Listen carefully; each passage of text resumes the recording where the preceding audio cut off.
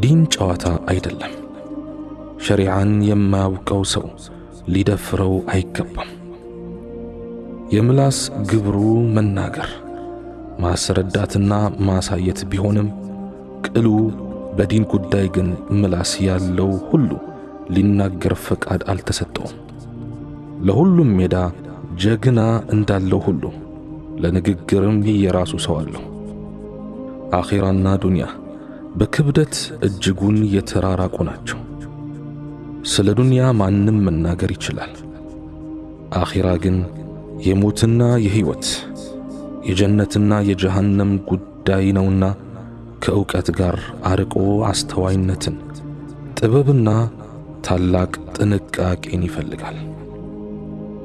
በዲን ጉዳይ እንዲናገር ኃላፊነቱ የተሰጠው ስለ ዲኑ ዕውቀት ያለው ዓሊም ብቻ ነው። ፈትዋም የሚመለከተው በዲን ውስጥ የበሰለውን ሁኔታዎችን የመረመረውንና ጥልቅ ዕውቀት ያለውን ነው። ከሰው ፊት ቆሞ ለመናገርም ስርዓቱ መታወቅ አለበት። ዓሊም ካለ ጃሂል ቦታ ይለቃል። አዋቂ ባለበት አላዋቂ ዝም ይላል። የዲን ምሁሩ ከቆሙ ተማሪው ያዳምጣል። የማያውቀውን ይማራል፣ ያልገባውን ይጠይቃል፣ ግልጽ ያልሆነለትን ይረዳል። ብርሃንና ጨለማ እንደሚለያዩ ሁሉ የሚያውቁና የማያውቁት እኩል አይደሉም። ሰዎች የሚሰሯቸው ስህተቶች ይለያያሉ። ትንሽም አለ፣ ትልቅም አለ። ስህተቱ ምንም ይሁን ምን ማረም ይቻላል። ምንም እንኳ የአንድን ስህተት መዘዝ ሙሉ በሙሉ ለማረም ባይቻልም ብዙውን ማስተካከል ይቻላል።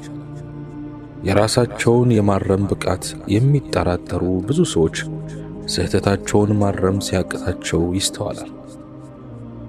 አንዳንዴ የሰዎች ስህተት የምናይበት መንገድ ራሱ ስህተት ሲሆን ይስተዋላል። ለምሳሌ ልጄ ከተሳሳተ አወግዘዋለሁ፣ አዋርደዋለሁ። ስህተቱን በጣም ከማግዘፌ የተነሳም መውጫ ከሌለው ጉድጓድ ውስጥ እንደገባ አድርጎ ማሰብ ይጀምራል።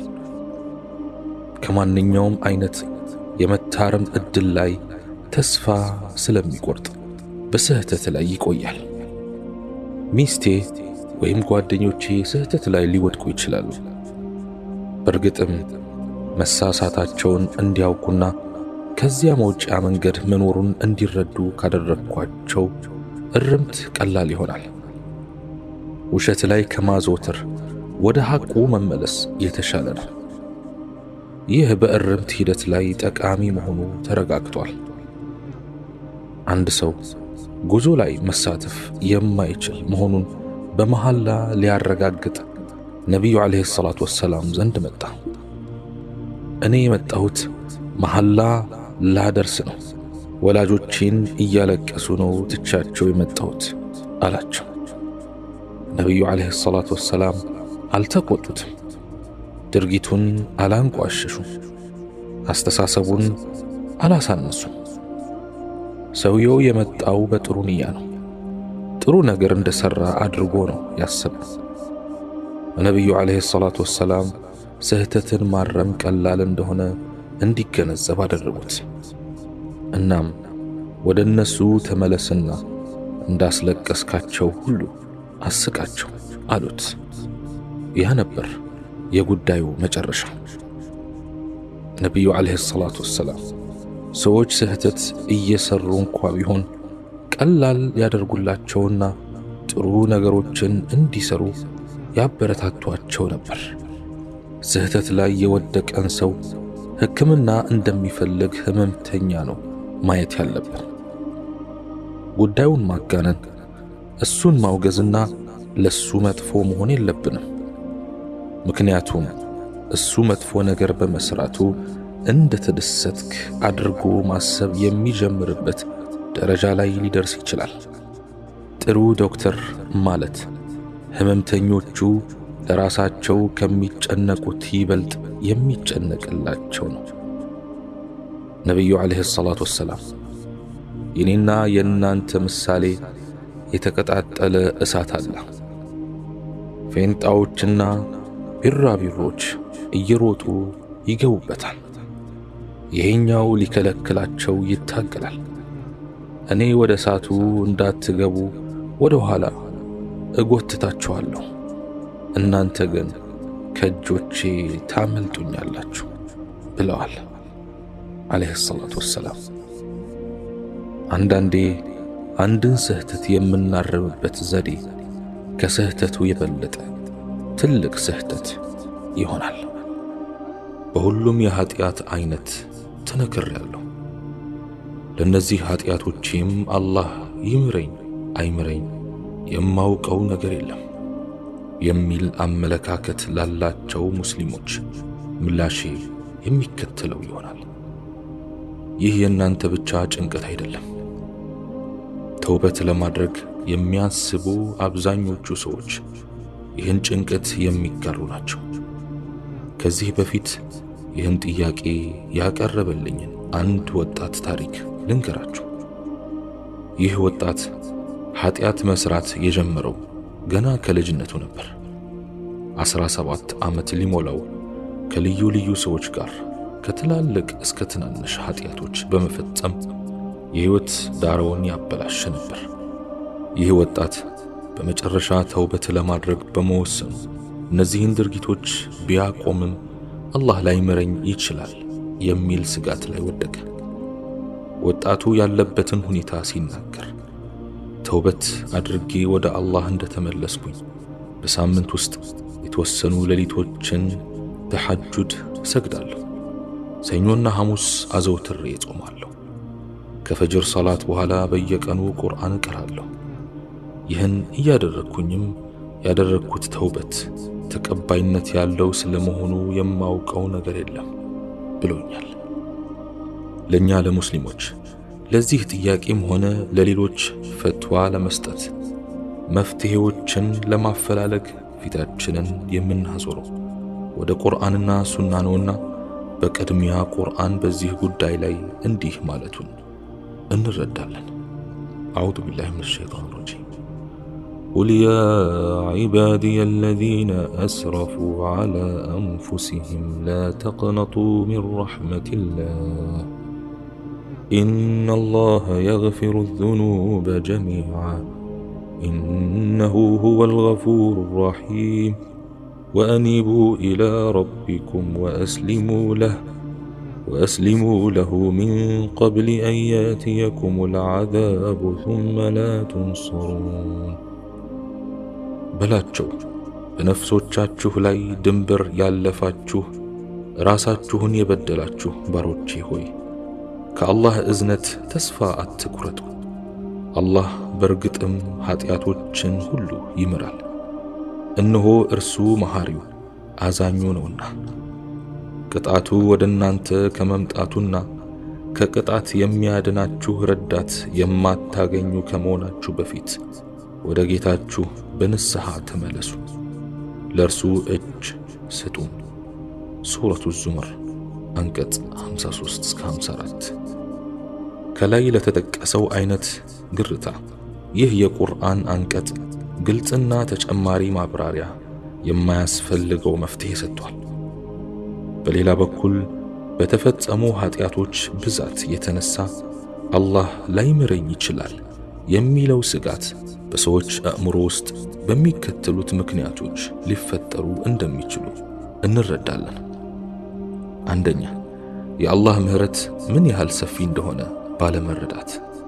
ሁለተኛ፣ አላህ ሁሉንም አይነት ኃጢአት ሊምር እንደሚችል ባለማወቅ። ሶስተኛ፣ ተስፋ ከመቁረጥ። አራተኛ፣ ተውበት ማድረግ ኃጢአቶችን ሁሉ የማንጻት ኃይል እንዳለው ባለመገንዘብና ከሌሎች የግንዛቤ እጦትና የልብ መቆሸሽ የሚመነጩ ናቸው። ይህም ሆኖ አላህ ሱብሓነሁ ወተዓላ ለነዚህ ሁሉ ስጋቶች መፍትሄ እንዳለው ይነግረናል። ወረሕመቲ ወሲዐት ኩለ ሸይእ፣ ግና እዝነቴ ሁሉንም ነገር ያካትታል። ሱረቱል አዕራፍ አንቀጽ 156። የአላህ ሱብሓነሁ ወተዓላ ምህረት ምን ያህል ሁለገብና ሰፊ መሆኑን የሚያረጋግጥልን በሐዲስ ቁድሲም አላህ እንዲህ ይላል፣ ኃጢአቶችን ሁሉ ምህረት የማድረግ ኃይል እንዳለኝ ለተቀበለ ሰው ኃጢአቶቹን ሁሉ ስምረው ቅር አይለኝም። ይህን የማደርገው ግን ባሪያዬ በእኔ ላይ ያላሻረከ ወይም ያላጋራ እንደሆነ ነው። በሌላ ሐዲስ ቁድሲም አላህ ሱብሓነሁ ወተዓላ ለዚህ ጥርጣሬ ፍቱን ምላሽ ሰጥቷል።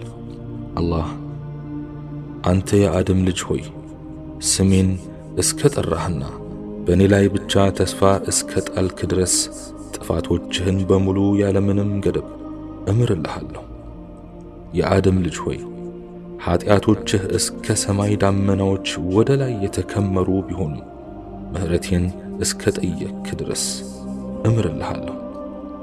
ለዚህም ምንም ቅሬታ አይሰማኝም። የአደም ልጅ ሆይ መሬትን የሚያክል ኃጢአት ተሸክመህ ወደ እኔ ብትመጣና እኔም ብቻ ስታመልክ የነበርክ ከሆነ እኔም መሬትን የሚያክል ምህረት ይዤ እቀርብሃለሁ።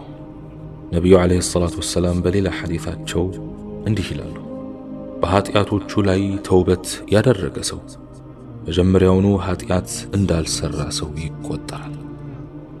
አላህ የተከማቸና ብዛት ያለው ኃጢአትን ሳይቀር እንዴት እንደሚምር ከሚያመላክቱ ሐዲሶች የሚከተሉትን እንጨምራለን። አቡ ሰዒድ ሰዕድ ኢብኑ ማሊክ ኢብኑ ሲናን አልኹደሪ የሚከተለውን የነቢዩ ዓለይሂ ሰላቱ ወሰላም ሐዲስ አስተላልፏል። ከእናንተ በፊት ከተነሱት ሕዝቦች ወገን የሆነና 99 ሰዎችን የገደለ አንድ ሰው ነበር። ይህ ሰው ለዚሁ ወንጀሉ ተውበት ለማድረግ ፈልጎ ፈጣሪው የሚምረው እንደሆነ ለማወቅ በአገሩ ታላቅ ሊቅ ማን እንደሆነ ሲጠይቅ ይህን ሊነግረው የሚችል ሊቅ አንድ ባህታዊ መሆኑ ተነግሮት ወደዚያው ያመራል። ለባህታዊውም 99 ሰው መግደሉን ነግሮት አምላክ ሊምረኝ ይችላል ወይ ብሎ ሲጠይቀው አምላክ እንደማይምረው ባህታዊው ስለነገረው ባህታዊውንም እዚያው በመግደል የገደላቸውን ሰዎች ቁጥር 100 አደረሰ። አሁንም በአገሩ ሌላ ሊቅ እንዳለ ጠይቆ ወደ አንድ ዓሊም ወሰዱት። ዓሊሙም 100 ሰው መግደሉን ነግሯቸው አምላክ ይምረው እንደሆነ ጠየቃቸው። ዓሊሙ አዎ አላህ ይምርሃል፣ በአንተና በተውበትህ መካከል ጣልቃ ሊገባ የሚችል ነገር የለም። አሁን እንዲህ ወደምትባል ነዋሪዎቿ አላህን በብዛት ወደሚገዙባት ከተማ ሂድና ከነርሱ ጋር ዒባዳ አድርግ፣ አላህን ተገዛ። የነበርክባት ከተማ መጥፎ ስፍራ ስለሆነች በፍጹም ወደሷ አትመለስ የሚል ምክር ሰጡት። ሰውየው ዓሊሙን ተሰናብቶ ወደ ተባለችው ከተማ በመሄድ ላይ እያለ ግማሽ ርቀት እንደተጓዘ ቀኑ ስለደረሰ የሞት መልአክ መጣበት። በዚሁ ቅጽበትም የራህመት መላኢካና የቅጣት መላኢካ ነፍሱ ለኔ የተገባች ናት በሚል ክርክር ገጠሙ። የራህመት መላኢካ ይህ ሰው ተውበት አድርጓል፣ ወደ አላህ በመመለስ ላይ ነበር የሚል መከራከሪያ ሲያቀርብ፣ የቅጣት መላኢካ ደግሞ እሱ ያከናወነው ምንም በጎ ተግባር የለውም በማለት ነፍሱ እንደምትገባው መከራከር ጀመረ። ሁለቱ መላኢካዎች በዚህ ሁኔታ ላይ እያሉም ሌላ የሰው አምሳል የተላበሰ መላኢካ ወደ እነርሱ ሲመጣ በማየታቸው በጉዳዩ ላይ እንዲፈርድላቸው ጠየቁት። እሱም በሁለቱ ከተሞች ሰውየው የመጣበትና ይሄድበት በነበረው ከተማ መካከል ያለውን ርቀት ለኩት። ይበልጥ የቀረባት አገር ለሱ የተገባች ናት የሚል አስታራቂ ሐሳብ በማቅረብ የነገራቸውን አደረጉ። ርቀቱ ሲለካ እየሄደበት ወዳለችው ከተማ ቀርቦ ስለነበር ነፍሱን በምህረት መላኢካ እንዲወሰድ ተደረገ። በሌላ ሰሒሕ ሐዲስ መልካሚቷ ከተማ ለሰውየው የቀረበችው በአንዲት ስንዝር ርቀት ብቻ በመሆኑ ከደጋግ ነዋሪዎች እንደ አንድ ለመቆጠር በቅቷል የሚል ታክሏል። በሌላ ተመሳሳይ ሶሒሕ ሐዲስም አላህ ክፉዋን ከተማ ከሰውየው እንድትርቅ መልካሚቷ ከተማ ደግሞ ወደሱ እንድትቀርብ በማዘዙ መላእክቶቹ ርቀቱን ሲለኩት ወደ መልካሚቷ ከተማ ይበልጥ ቀርቦ ስላገኙት በዚህ መልኩ የአላህን ምህረት ለመቀዳጀት በቅቷል የሚል ተጠቅሷል። በአንድ ሰው ሥራና በተውበቱ መካከል ከአላህ በቀር ማንም ጣልቃ ሊገባ እንደማይችል ከዚህ ሐዲስ ለመረዳት እንችላለን። ተውበት ፈላጊዎችም ኃጢአቶቻቸው ከዚህ ሰው ኃጢአቶች ያልገዘፉ መሆናቸውን ይህን ሰው የማረ አላህ ስብሓንሁ ወተዓላ እነርሱን የማይምርበት ምክንያት እንደማይኖረው ሊያስቡ ይገባል። አላህ ስብሓንሁ ወተዓላ ይህንኑ በራሱ አንደበት አረጋግጦልናል። አዑዙ ቢላሂ ሚነ ሸይጣን ረጂም والذين لا يدعون مع الله إلها آخر ولا يقتلون النفس التي حرم الله إلا بالحق ولا يزنون ومن يفعل ذلك يلقى أثاما يضاعف له العذاب يوم القيامة ويخلد فيه مهانا إلا من تاب وآمن وعمل عملا صالحا فأولئك يبدل الله سيئاتهم حسنات وكان الله غفورا رحيما النزيع كالله وجي ليلان أملاك يما يملكوت الله ارم يدرجاتن نفسم يالا أقباب يما يقدلوت زموتنم يما يفتزموت ناتشو ይህን እኩይ ተግባር የፈጸመ የከፋ ቅጣት ያገኛል። በትንሣኤ ቀን ቅጣቱ እጥፍ ድርብ ይሆንበታል። ከውስጧም የተዋረደ ሆኖ ይኖራል። ያመኑና መልካም ተግባራትን የፈጸሙት ሲቀሩ ለነርሱ አላህ ኃጢአቶቻቸውን በመልካም ሥራዎች ይቀይርላቸዋል። አላህ መሐሪ አዛኝ ነውና። ሱረቱል ፉርቃን አንቀጽ 68 እስከ 70። ተውበት አድራጊ ሆይ እስቲ ቆም ብለህ ስለ እነርሱ አላህ ኃጢአታቸውን በመልካም ሥራዎች ይቀይርላቸዋል የሚለውን አስተንትን። ይህ አንቀጽ በእርግጠኝነት የአላህን ስብሓንሁ ወተዓላ የላቀ ሐዘኔታ ፍንትው አድርጎ የሚያመለክት ሆኖ ታገኘዋለህ። ዑለሞች ኃጢአታቸውን በመልካም ሥራዎች ይቀይርላቸዋል የሚለውን ቅያሬው ሁለት አይነት መሆኑን ያብራራሉ። የመጀመሪያው መጥፎ ባህሪያትን ወደ ጥሩ መቀየር፣ ለምሳሌ ሽርክን በተውሂድ፣ ዝሙትን በጭምትነት፣ ሐሰትን በሐቅ፣ ማታለልን በታማኝነት መቀየር ሲሆን፣ ሌላኛው አንድ ሰው የፈጸማቸውን ሐራም ተግባራት በቂያማ ቀን ወደ ጥሩ ተግባራት መቀየር ይሆናል። በዚህም ለነርሱ አላህ ኃጢአታቸውን በመልካም ሥራዎች ይቀይርላቸዋል በሚለው አባባል ውስጥ አንድ መጥፎ ድርጊት እኩል በሚመዝን ሌላ ጥሩ ድርጊት ይተካል የሚል ስላልተጠቀሰ መጥፎው በጥሩ ሲቀየር በብዛትም ሆነ በክብደት ያነሰም የበለጠም ሊሆን እንደሚችል ይጠቁማል የሚል ነው። ይህ እንግዲህ ተውበት በሚያደርገው ሰው የጽናት መጠን ላይ የሚመረኮዝ ይሆናል። አላህ ስብሓንሁ ወተዓላ ለተውበት አድራጊው ያለውን ውዴታ የገለጸው በዚህ መልኩ ነው። የአላህ መለኮታዊ ረሕመትና እዝነት ከምናስበው በላይ ስለመሆኑ የሚገልጹ በርካታ ሐዲሶች አሉ። ጥቂቶቹን ለማከል ዓብዱራሕማን ኢብኑ ጁበይር አቡ ጠዊል ሸጥብ አልመውዱድን ጠቅሰው ባስተላለፉት ሐዲስ አቡ ጠዊል ሸጥብ አልመውዱድ በሌላ ሐዲስ አይኖቹ የሰረጎዱ አዛውንት ተብለዋል። ነቢዩ ዓለይሂ ሰላቱ ወሰላም ፊት ቀርበው አንድ ሁሉንም አይነት ኃጢአት የሠራ ከከባዶችም ሆነ ከአነስተኞቹ ኃጢአቶች አንዳቸውንም ያልዘለለ ሰው ቢገጥሙት ምን ይላሉ? የዚህ አይነት ሰው ተውበት ማድረግ ይችላልን? አላቸው። ነቢዩ ዓለይሂ ሰላቱ ወሰላም እስልምናን ተቀብለሃል ሲሉት ከአንድ አላህ በቀር ሌላ አምላክ እንደሌለና እርሶ የአላህ መልእክተኛ መሆኑን እመሰክራለሁ አላቸው። ነቢዩም ዓለይሂ ሰላቱ ወሰላም ሂድ፣ በጎ ተግባራትን አከናውን፣ ከመጥፎ ተግባራትም ራቅ፣ አላህ ወደ በጎ ተግባራት ይቀይርልሃል አሉት። ሰውየው መልሶ የማጭበርበር ድርጊቶችንና ግብረ ገብነት የጎደላቸው ድርጊቶችን በተመለከተስ ሲላቸው ነቢዩ ዓለይሂ ሰላቱ ወሰላም አዎ እነርሱንም ጭምር አሉት። እሱም አላሁ አክበር፣ አላሁ አክበር፣ አላሁ አክበር እያወደሰ ከአካባቢው ሄደ። ተውበት ለማድረግ የሚፈልግ ሰው ሶላት በማልሰግድበት ሁኔታ ከእስልምና ያፈነገጠ ሕይወት በኖርኩበት ዘመን ያከናወንኳቸው ጥሩ ተግባራትስ ተውበት ካደረግኩ በኋላ ቀልጠው የሚቀሩ ናቸው ወይንስ ይታሰቡልኛል የሚል ጥያቄ ሊያነሳ ይችላል። የሚከተለው ሐዲስ ለዚህ ጥያቄ መልስ ይሰጣል የሚል እምነት አለኝ።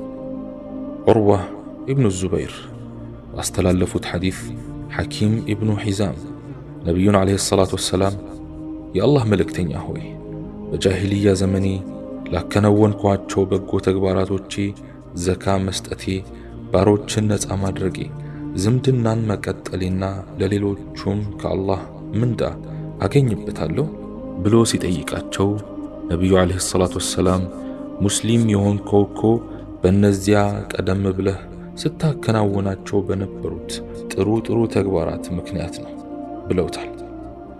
እንግዲህ ለኃጢአቶች ሁሉ ምህረት ከተደረገ፣ ጥፋቶች ወደ በጎ ተግባራት ከተለወጡ፣ በጃሂልያ ዘመን የተፈጸሙ ጥሩ ክንውኖች ከተውበት በኋላ ምንዳ ካስገኙ አንድ ተውበት አድራጊ ከዚህ በላይ ምን ሊፈልግ ይችላል? አላህ ስብሓንሁ ወተዓላ ወደ ቀጥተኛው መንገድ ይመልሰን፣ በሰማነውም የምንጠቀም ያርገን። سبحانك اللهم وبحمدك أشهد أن لا إله إلا أنت أستغفرك وأتوب إليك وآخر دعوانا أن الحمد لله رب العالمين والسلام عليكم ورحمة الله تعالى وبركاته.